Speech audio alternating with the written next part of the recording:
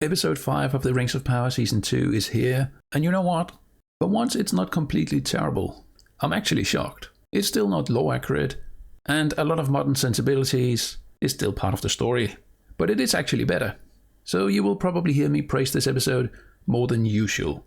But as always, I'll also dive into what they get wrong, especially concerning the lore. So let's dive into episode 5. We start out in Khazad-dûm, where we see the Ring of Durin, and King Durin taking the ring.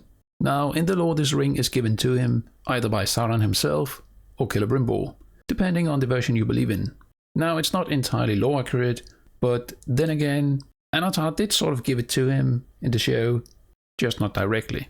The dwarves are still trying to get sunlight back into the kingdom so they can grow crops and whatnot. The king then uses the ring to figure out where to dig, which is of course made up. I'm not really impressed by the prop here. This pickaxe just looks extremely fake to me. But what really confused me is how the king says other races are slaves to the sun, unlike dwarves. Yet that doesn't really make sense to me, since they're spending so much time trying to get sunlight back into the kingdom. They honestly seem more enslaved to it than any other race. But alright then. Something that stood out to me is when he said, "It's tyranny." The sun is always referred to as female in the lore, which makes sense as it's guided by the Maya Aarian. So he should have said, "her tyranny." But I guess Amazon wouldn't approve that line. Then we cut back to Aarian, where there's a small ceremony between the dwarves and the elves. Navi presents the Doors of Durin, which I assume he made with Celebrimbor off screen. A bit of a letdown. Also, it doesn't seem to make a lot of sense to me that he would build in Khazad-dûm, move it to Aarian, and then back again. But I guess I'm overthinking it. The so-called Smiths of Aarian doesn't really look like smiths. It looks more like HR showed up, but I'll get back to that later. Anatar and Celebrimbor once again discuss the making of the 9 rings for men. There are some concerns, as Celebrimbor thinks they are too easily corrupted, which is true lore-wise at least. Anatar then mentions Eärendil, Tuor, and even Beren as examples of great men worthy of such rings. A bit sad Turin didn't make the cut, but I guess Amazon wouldn't approve of him. So Anatar wants to hand out the 9 rings to kings of men. Now, the whole way they handle the Rings of Power in this show is wrong. First of all, the order of which they are created is pretty much the other way around, and the 3 were made by Celebrimbor alone and at the end. On top of that, they repeat 2 of the most common misconceptions about the rings, which to my annoyance I have to repeat over and over again. So first of all, the rings were not crafted for specific races. That's just how it sounds like in the Ringverse. All the rings were made by elves, for elves. Sauron then later took them during the war between him and the elves, and first after that, he handed them out to men and dwarves. It worked out well with the men, that eventually became the Nazgul. But the dwarves didn't work out as planned, as the magic of the rings didn't corrupt them as Sauron intended, so he couldn't really control them. The other misconception is that the 9 rings were given to 9 kings of men, which I think mainly comes from Peter Jackson, where Aragorn says so. This is not true. But it's said in the lore that some of these 9 men carved out kingdoms of their own thanks to the power of the rings. Others became great warriors and sorcerers. So yeah, it's not correct in the show at all. We then cut to Númenor, where Ar-Pharazôn speaks with his son, Kemen, and they talk about Tol Eressëa and how it's a gateway to the Undying Lands. Ar-Pharazôn believes the Valar are withholding immortality for men, which is very spot on to the lore. It's about time we see it in the show, but yes, in the lore, the Kingsmen desired immortality and thought incorrectly they could get it by sailing to the Undying Lands and demand it.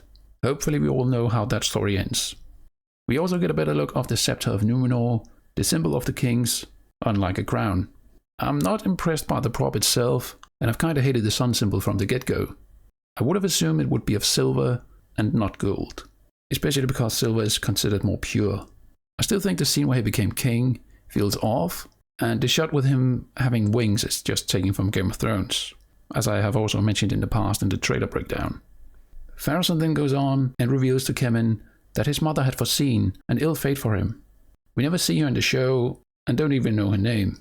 Some might think it's impossible for her to have a prophecy about anything, but both Aragorn's grandmother and grandfather had the gift of foresight and had actually foreseen some of Aragorn's future. to some extent at least. So it's not entirely impossible for one of the Dunedain or Númenóreans to have this gift. Another known example is Malbeth the Seer. Anyway, Kemen needs to prove himself before Pharazôn will tell him more. If he fails though, Pharazôn will use him elsewhere. For a moment I thought they would change Ar-Pharazôn and the whole reason why he sails west, a sort of desperate attempt to save his son and his prophecy. But then he seems cold and like he's just using his son, so I guess not, which is good. Then we have Muriel and Elendil talking in the Tower of the King. We have a weird line about wolves licking a cradle, so yeah, the dialogue in the show is still far from good. Apparently Elendil saw a vision in the Palantir for that 1 second he touched it in the last episode. I think that was a bit unclear, so I'm not surprised if people are confused. Muriel is eager to learn what he saw, which is apparently Ar-Menelor's burning. She takes it as a good omen, and that perhaps Númenor will not sink, as she has seen every time she touched the Palantir. Lore-wise, they have simply changed the Palantiri into stones that can look into the future, while in the actual lore, they were seeing stones, as they are also called. You could see places far away, though powerful individuals could use them for more, like Sauron does. I'm not so sure Elendil and Muriel would qualify for that, but in the show this somehow does. Anyway, she orders him to stay calm, while Ar-Pharazôn is the new king. Next we are in the streets of Númenor, where Aarian shows her true face. She is full-blown evil, and supports Kemen and Pharazôn. Apparently out of grief, or love, I'm still not entirely sure. Once again we get a rather cringe line about her walking down a treacherous path of seawater. It would be less bad if we hadn't heard the sea is always right, so yeah. Once again the show manages to make itself worse by what happened in previous episodes. Beltagard, the Northern Lord, wanted to hang all the supporters of Muriel, but Aarian convinced him to do otherwise, and instead just stripped them of their rank and titles. This also includes her father, Elendil, who is no longer captain. His former crew, though, still sees him as one, to the great annoyance of Kemen. Now there's a neat little detail here actually, and that is how they put their hand upon the breast. This is actually lore accurate, and something I think they should have added already in season 1. Still, better late than never. Then we have a short clip of Pharazôn about to use the Palantir. We don't know what he sees, but I'm certain it will shape his actions in the coming episodes. In the lore, the Palantiri were given to the faithful, but in the Silmarillion, we actually get a line that can be read as the Númenóreans in general would use them. So I wouldn't rule out the possibility Ar-Pharazôn looked into a Palantir. It seems a little unlikely, but not impossible. Then we cut to Gil-galad receiving a message from Celebrimbor. He congratulates him with the success of the 3, and then lies about not having created more rings.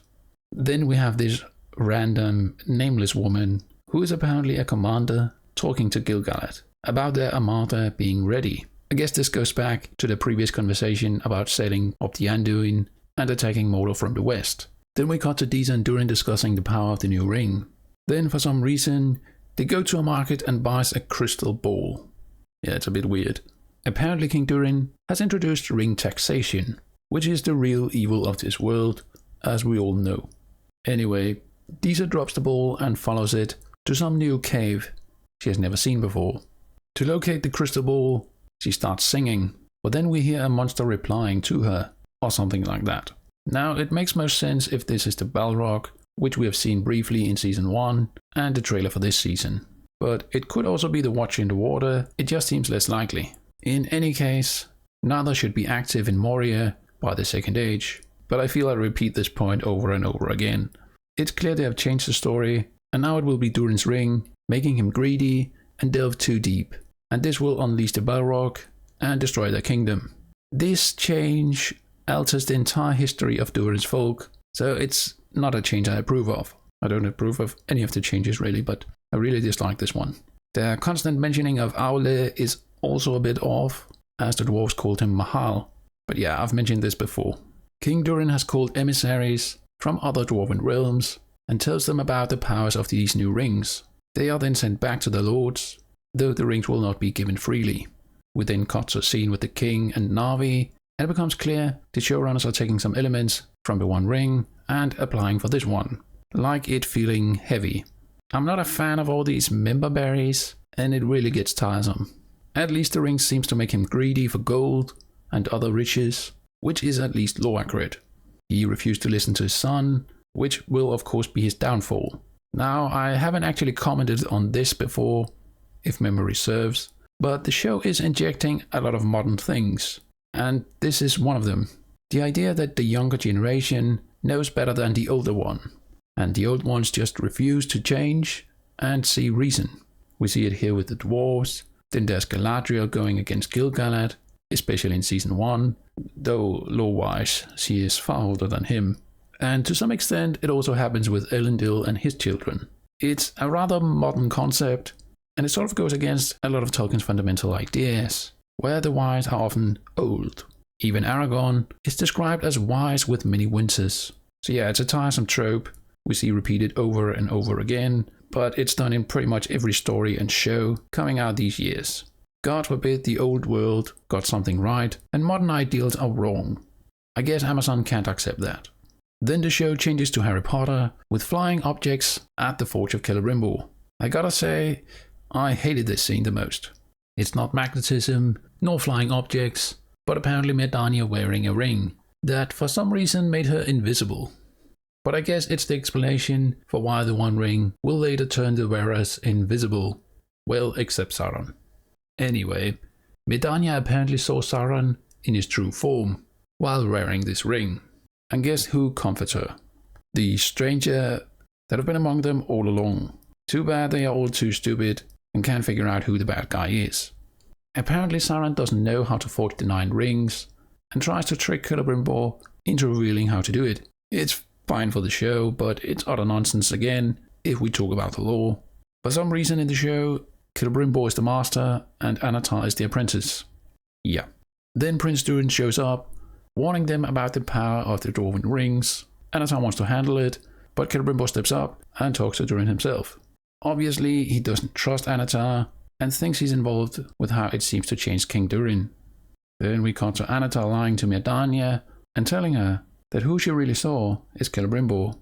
One thing is clear though, Anatar still desires Galadriel, which, to me, is still one of the worst changes they've made.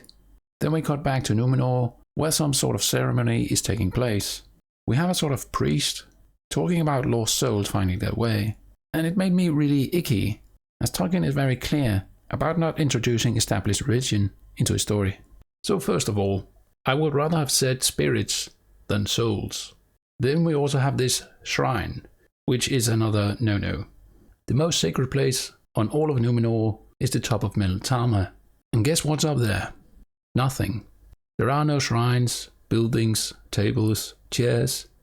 Nothing. It's a very pure and simple faith they have in the Valar. So yeah, the whole setup for this scene makes me a little uncomfortable, at least lore-wise. Anyway, Kemen destroys this relic in front of the priest, and then Elendil hits him. Then Valandil intervenes, and we finally get a fight between him and Kemen. Kemen tries to drown Valandil, but ultimately Valandil comes out on top, but spares Kemen's life, not out of mercy, but because Elendil orders him to do so. This then results in him getting stabbed from behind, and he then dies in the arms of Elendil. I think it's one of the better scenes, not just in this episode, but the entire season. We did get to know Valandil a little more than most of the characters killed off, and I think this murder might also make Aarian distance herself from Kemen. So, you know, finally some character development. I do think they could have played around more with some of the Catholic themes, like mercy, which is ultimately what destroys the One Ring and saves all of Middle-earth in The Lord of the Rings. Perhaps that was what they were aiming for, but I really didn't get that feeling. But overall, a good scene, I think. Then we are back in Eregion with Anatar and Celebrimbor talking about the Dwarven Rings. Celebrimbor questions if Anatar altered them in some way, and then he blames Celebrimbor, who lied to his king while they were created. Apparently this is his way of explaining why they are corrupting the king, but we actually saw he slip something in while they were being forged. Then cut to Prince Durin, warning his father about the ring and the devilry in it. Then the king sort of manipulates him and makes him prince again. I'm not really sure why that golden thing would do that, but alright. Durin then walks home to Disa, who is extremely worried about the whole situation. She makes him swear that he will never wear one of these rings. Now, lore-wise, he will eventually wear one, at least if he becomes Durin the Fourth. In Aarian, the Smiths gather round, and we truly get to see how much Amazon cares about DEI. We got 9 elven smiths, 2 white dudes, 5 women, and 4 people of color. So, yeah, 2 out of 9 fits the law, though I'd expect the blacksmith to look more muscular. For some reason, the 9 rings must redeem the mistakes they made with the Dwarven Rings. And then at the end of the scene, they start crafting them. Lore-wise, it's utter nonsense again, but it's not too bad for the show, I think. The whole dynamic between Anatar and Celebrimbor is one of the better elements in this season. Not lore accurate, but it at least has a few elements from the actual lore, which is certainly an improvement. Then the orcs reach Aarian, and I feel they look a little better compared to season 1. Then we have Elrond finally returning to Gil-galad and telling him about the orcs marching on Aarian. Then he says they don't have the strength to fight both Sauron and Adar. Now, to me, this line is stolen from Peter Jackson when Elrond tells Gandalf that the elves don't have the strength to fight both Isengard and Mordor. Now, that makes sense, because both have huge armies. In the show, though, it's pretty much just Adar's army plus 1. Sure, the plus 1 is Sauron, but still, it's a cheap ripoff in my eyes. Last thing we see is Galadriel let out of her little wooden cage. She has some beef with Orc Daddy until Big Orc Daddy shows up. Apparently Adar thinks she can become a useful ally, which is why she isn't in chains. This is also utter nonsense, and no good elves would ever side with orcs. But yeah, that's the episode, so let's jump to the points. Story. So the story in this episode was without doubt better, and we had less characters teleporting around the world. The dynamic between Anatar and his lies worked quite well in the show. It goes against the law, of course, and it's not perfect. The whole crystal ball situation felt rather forced, and I'm not really sure why this random cave was so close to the main market. That felt a little unrealistic in a way. For this reason, I'll land on 5 out of 10, which is generous, but a fair score, I think. Lore. The lore is screwed up as always, and often twisted into the opposite of what Tolkien actually wrote. I think especially the way they handled the faithful is a bit icky.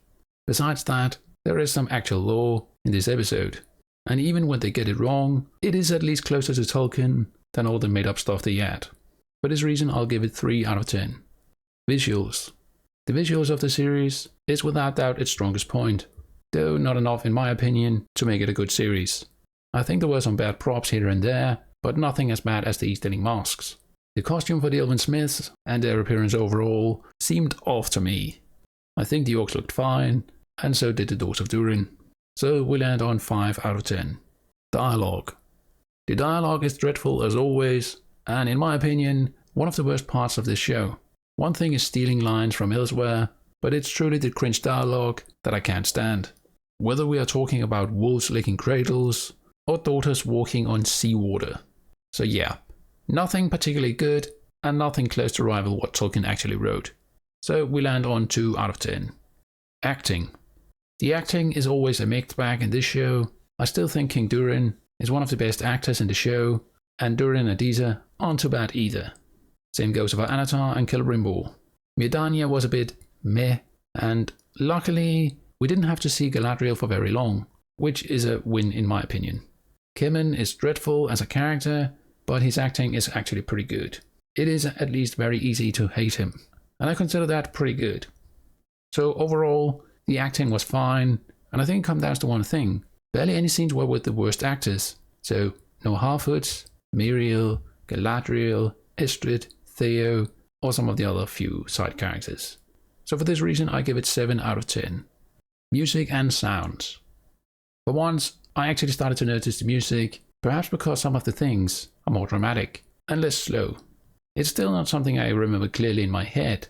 I would have to watch multiple times for that, which won't happen because I still don't like the show. However, I'll still give it 6 out of 10. Final score.